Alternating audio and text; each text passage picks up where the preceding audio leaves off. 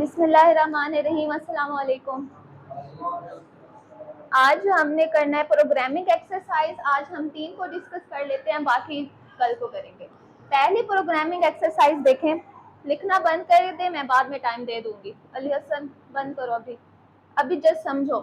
पहली एक्सरसाइज देखें, write a function int square int x to calculate the square of an integer. देखिए उसने function का name खुद ही दे दिया कि हमने फंक्शन बनाना है। सवाल में उन्होंने गिवन दे दिया कि हमने इस नाम का फंक्शन बनाना है। ये देखें मैंने सेम वैसे ही वही सवाल वाला उठाया, फंक्शन सेम वैसे ही उठाया ना। स्टार्ट कहाँ से हुआ, हैश इंक्लूड stdio.h, ये तो हेडर फाइल है। हर प्रोग्राम का स्टार्ट यहाँ से होता है। उसके बाद ये क्वेश्चन के अंदर है, उसने हमें बता दिया है कि फंक्शन का नेम स्केयर होना चाहिए। मैंने वही फंक्शन का नेम उठा लिया। आगे देखिए हमने करना क्या है, स्केयर लेना ना, तो मैंने ये रिटर्न करा दिया, x को मैंने मल्टीप्लाई कर दिया x। ये जो स्टेरिक का साइन होता है ये क्या होता है, मल्टीप्लिकेशन होता है। तो इसका मतलब हम जो भी स्केयर नंबर का लेंगे वो एक दूसरे से मल्टीप्लाई होगा, उसका आंसर आ जाएगा। ये मैंने फार्मूला बनाया। रिटर्न क्या होगा, x स्टेरिक x, ठीक है। आगे हमारा मेन का फंक्शन स्टार्ट हो रहा है। यहाँ पे मैंने क्या किया, int a is equal to 5। मैंने यहाँ पे a को इनिशियलाइज कर दिया 5 के साथ, ठीक है। आप लोग स्कैनएफ से भी कर सकते हो, यूजर से इनपुट ले सकते हो, यहाँ मैंने पहले से उसे डिक्लेयर करवा दिया, ठीक है।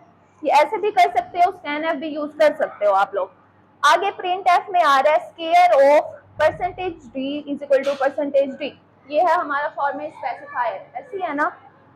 तो इसका मतलब यहाँ जो मेरी आउटपुट आएगी, मैं यहाँ पे आउटपुट लिख लूं। आउटपुट मेरी क्या आएगी, ये देखें जो प्रिंट एफ में है मेरा आएगा स्केयर ऑफ, इस परसेंटेज डी की जगह पे मेरा क्या आ जाएगा, 5 आ जाएगा। स्केयर ऑफ 5 आगे इज इक्वल टू का साइन है, और इस परसेंटेज डी की जगह पे मेरा स्केयर निकल जाएगा। 5 का स्केयर लें तो क्या आएगा, 25। तो हमारा ये क्या आएगा, आउटपुट। अच्छा आप ये चीज देखेंगे क्या हो रहा है, फंक्शन को कॉल हो रहा है ना। फंक्शन कॉल क्यों हो रहा है, क्योंकि इसका जो फार्मूला हमारा यहाँ पे लिखा हुआ है, जैसे ही हमारा फंक्शन कॉल होगा वो यहाँ पे आ जाएगा, तो हमारी मल्टीप्लिकेशन हो जाएगी, तो हमारा आउटपुट आ जाएगा। अब आप दूसरा देखें, दूसरी एक्सरसाइज है, write a function int power int x int y. उस यहाँ पर भी उसने अपना फंक्शन दे दिया, और हमने करना क्या है, कैलकुलेट एंड रिटर्न एक्स की पावर वाई। जो हमारा वेरिएबल, जो पहला वेरिएबल है, हमने उसका जो दूसरा है उसकी पावर लेनी है। क्या करना है, हमने पावर लेनी है। तो पावर का फार्मूला क्या होता है, पहले भी मैं ये चीज करवा चुकी हूँ।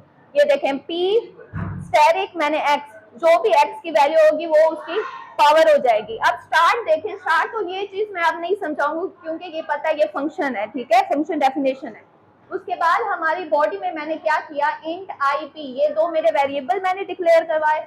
उसके बाद p इज इक्वल टू 1, ठीक है। अभी हमारी जो p की वैल्यू है वो 1 के इक्वल है, p की वैल्यू क्या है, 1 है। उसके बाद मैंने फॉर की लूप लगाई है, फॉर की लूप मैंने लगाई है i is equal to 1, i less than y, मतलब जो अभी i है वो लेस देन होना चाहिए y से। y जो भी वो यूजर एंटर करेगा उसकी बात हो रही है। आगे हमारी क्या हो जाएगी, इंक्रीमेंट। उसके बाद मैंने फार्मूला लगाया p स्टेरिक x, ये हमारे पावर का फार्मूला है। उसके बाद रिटर्न क्या हो जाएगा, p। अच्छा मैं अगर यहाँ पे वाइड यूज करती तो हमारा रिटर्न कुछ ना होता, ठीक है, इसलिए यहाँ पे रिटर्न तो होना, यहाँ पर भी रिटर्न हुआ था क्योंकि यहाँ पे इंटीजर यूज हो रहा था। उसके बाद मेन का फंक्शन आ गया। मेन में मैंने 3 वेरिएबल्स डिक्लेयर करवाए, ठीक है। अब आगे मैंने प्रिंट एफ में क्या लिखा, एंटर 2 नंबर्स। एंटर 2 नंबर, मैं इसका आउटपुट यहाँ लिख लेती हूँ। क्या आएगा हमारा आउटपुट, एंटर 2 नंबर्स, नंबर है या नंबर्स, नंबर्स, ठीक है। ये तो वैसे ही एज इट इज लिख दिया। उसके बाद स्कैनएफ मैंने क्यों लगाया, यूजर से इनपुट लेने के लिए। अब दो नंबर्स मैंने लेने हैं यूजर के लिए, इसलिए मैंने 2 परसेंटेज लगाई। तो एक पहले नंबर के लिए ये वाला, दूसरे नंबर के लिए दूसरा परसेंटेज डी। अब 2 नंबर कोई से मैं ले लेती हूँ, जैसे एक नंबर 2 ले लेती हूँ, दूसरा नंबर 3 ले लेती हूँ, ठीक है। 2 नंबर ले लिए। अब देखेंगे यहाँ पे क्या हो रहा है, फंक्शन कॉल हो रहा है, फंक्शन का नेम क्या था, पावर। यहाँ पे क्या हो रहा है, फंक्शन कॉलिंग हो रही है, इसका मतलब अब यहाँ पे हमारी सारी कैलकुलेशन ये होगी, ठीक है। जैसे ही हमारा फंक्शन कॉल होता है यहाँ पे आगे सारी हमारी कैलकुलेशन स्टार्ट हो जाती है। अब देखें, जैसे ही उसने पावर, मैंने ये फंक्शन कॉल किया, यहाँ पे आके सारा हम मेरी कैलकुलेशन होगी, तो मेरा क्या प्रिंट हो जाएगा, ये वाला जो परसेंटेज डी है इसकी जगह पे 2 आ जाएगा। 2 रेज टू दी रेज, आप यहाँ पे कुछ भी लिख सकते हैं, मैंने लिखा रेज टू दी पावर 3। दूसरा नंबर क्या था, 3। ये देखें, एक नंबर यहाँ पे मैंने मेंशन किया 2, और इस फॉर्म में स्पेसिफायर की जगह पे मैंने क्या लिख लिया, 3। जो भी मैंने 2 नंबर एंटर किए थे वही मैंने लिख लिए। अब आगे क्या है, एबीसी, वही हमारे जो वेरिएबल्स हैं वही मैंने एंटर करा दिए, मतलब उसी का आंसर आना है ना। अब बताएं 2 रेज टू पावर 3 क्या होता है, तो हमारा क्या हो जाएगा आंसर 8। ये हमारी आउटपुट आ जाएगी, ठीक है। अब आते हैं तीसरे पे, ये है हमारा फैक्टोरियल वाला, ये मैंने पिछले चैप्टर में आपको समझाया था। ये है write a function to calculate factorial of a number. अब हमने, इसने यहाँ पे फंक्शन नहीं बताया, ठीक है, ऐसा हमने फंक्शन बताना है जिसका नंबर, जिसका फैक्टोरियल हमने कैलकुलेट कराना है। अब देखिए मैंने फंक्शन का नेम क्या लिखा, फैक्टोरियल, ठीक है। आप कुछ भी फैक्ट भी लगा सकते हो, फैक्टोरियल पूरा नाम लिख सकते हो। ये है हमारे फंक्शन का नेम, ये है हमारी रिटर्न टाइप, ये है हमारा डाटा टाइप, और ये क्या है, वेरिएबल है, पैरामीटर है। आगे उसकी बॉडी स्टार्ट हो गई। बॉडी में मैंने क्या लिखा, इंट आई एफ, ये जो 2 है ये मेरे क्या हैं, वेरिएबल्स है। ये 2 क्या हैं, वेरिएबल्स मैंने डिक्लेयर करवाए। उसके बाद मैंने अभी f की वैल्यू 1 लिखी है, अभी जो f की वैल्यू है वो है 1 के इक्वल। उसके बाद मैंने जैसे ही लूप लगाई है, फॉर लूप में मैंने लिखा i is equal to 1, i less than is equal to n। ये जो n है ना, ये जो नंबर है ये यूजर ने एंटर करना है, ठीक है। वो जो भी यूजर नंबर एंटर करेगा वो इसी तरह कैलकुलेशन करता जाएगा।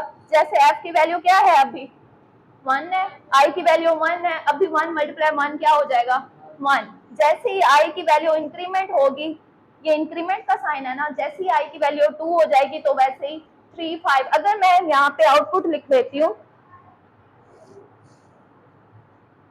ये देखें, इसकी आउटपुट मैं पहले बता दूं, यहाँ पे enter a number, enter a number आ जाएगा। मैं कोई भी नंबर एंटर कर रही हूँ, 5 नंबर एंटर हो गया। उसके बाद ये देखें, स्कैन एफ की वजह से मेरा नंबर एंटर हो गया। उसके बाद देखें यहाँ पे फंक्शन क्या हो रहा है, कॉल हो रहा है, कॉल हो रहा है ना। जैसे ही फंक्शन यहाँ पे कॉल हो जाएगा, मेरा सारा कैलकुलेशन ये वाली होगी। यहाँ पे फंक्शन डेफिनेशन है ना मेरी, तो यहाँ पे आ जाएगा मेरा कंपाइलर। अब देखें यहाँ पे मैंने 5 एंटर किया, इसका मतलब जो मेरी नंबर है, जो मेरा n है वो क्या है, 5 है। इसका मतलब मेरा जो i है वो लेस देन हो जाना चाहिए 5 से, या इज इक्वल टू होना चाहिए, मतलब जो भी i की वैल्यू है वो 5 तक जाएगी, ठीक है। अब ये चीज जैसे ही मेरी कैलकुलेशन होगी तो मेरा क्या आ जाएगा, फैक्टोरियल ऑफ 5, तो मेरा क्या प्रिंट हो जाएगा, फैक्टोरियल ऑफ 5 इज, 5 का फैक्टोरियल क्या होता है, 120 होता है। पहले मैं ये कैलकुलेट करा चुकी हूँ, ठीक है। तो फैक्टोरियल ऑफ 5 इज 120। उसके बाद जो भी वेरिएबल्स हमने डिक्लेयर कराए होते हैं उसका नेम आ जाता है यहाँ पे। ये देखें, नंबर और फैक्ट था, वैसे ही मेरा नंबर और फैक्ट, इसका मतलब ये मेरा कैलकुलेट होके यहाँ पे आ जाएगा, ठीक है। अब मैंने आप लोगों को समझाया था कि 5 का फैक्टोरियल किस तरह निकालते हैं। अगर मैं 5 का फैक्टोरियल लूँ, 5, ये फैक्टोरियल का साइन एक्सक्लेमेशन मार्क होता है, ठीक है।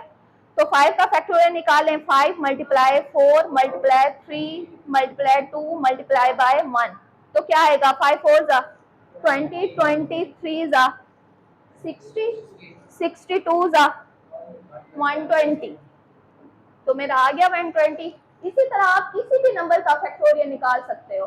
जैसे अगर आप लोग 100 का फैक्टोरियल निकालो वो कैलकुलेट करके दे देगा, ठीक है। इस तरह मैंने इजी नंबर लिया ताकि मैं आप लोगों को समझा सकूं कि 120 ही आता है, ठीक है। ये था हमारा आज का लेक्चर। कोई क्वेश्चन है तो आप पूछ सकते हैं।